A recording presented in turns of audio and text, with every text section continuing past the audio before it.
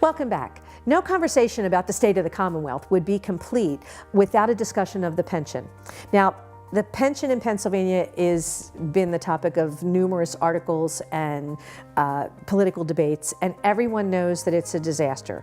It was poorly managed, it's a huge unfunded mandate, and there are a number of provisions to attempt to deal with it. But before we get to the draconian provisions, I always believe in you put the first things first, and you do the most obvious steps that you can do to alleviate the disaster before you take future steps. The Auditor General of Pennsylvania actually did a report and looked at how our pension was invested and compared it to other states. There's about $49 billion in the pension fund at the time of the report. It earned 1.29% on investment. Now, to put that in perspective, if you took that money and went to any bank and said, I just want to buy a CD, you would earn maybe 1.69. The state of Illinois earned over 12%, the state of California 14%. The national average is 12.5% return on investment. Now, our 1.29 was about $600 million. If we actually earned more than 12%, we would be talking about billions of dollars, which would cut the draconian gap by about a third. So before we start talking about whether or not we're going to cut funds or hold people accountable or take away pensions into which people have paid, why don't we start by holding the government accountable to invest the money that has been entrusted to them properly and get at least the same rate of return as the national average, so that we begin to get a better return on investment, which cuts that gap between what we have and what we need.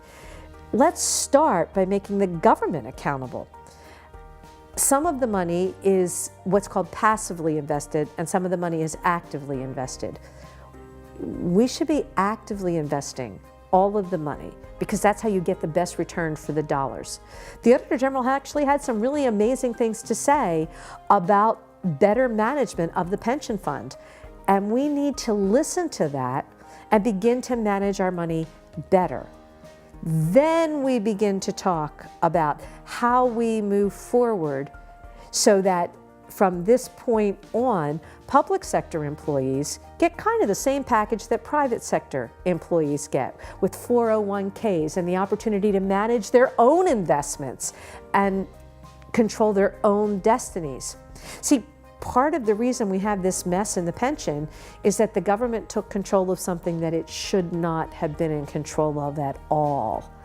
You should have been in control of your retirement dollars and of your futures. Let's return control of those dollars to the people to whom those dollars actually belong. At the same time, the government is going to need to honor the commitments it has made to people who followed the rules they were given to follow, because that's fairness as well. Is this going to be an easy fix? No, it is not. But I think we need to look at it one step at a time, starting with making government accountable to invest the funds better, and then giving people the right to control their own destinies, and then looking at how do we resolve the issue inside the crisis that remains, which at that point is a lot smaller than the one we have right now. Thanks for listening.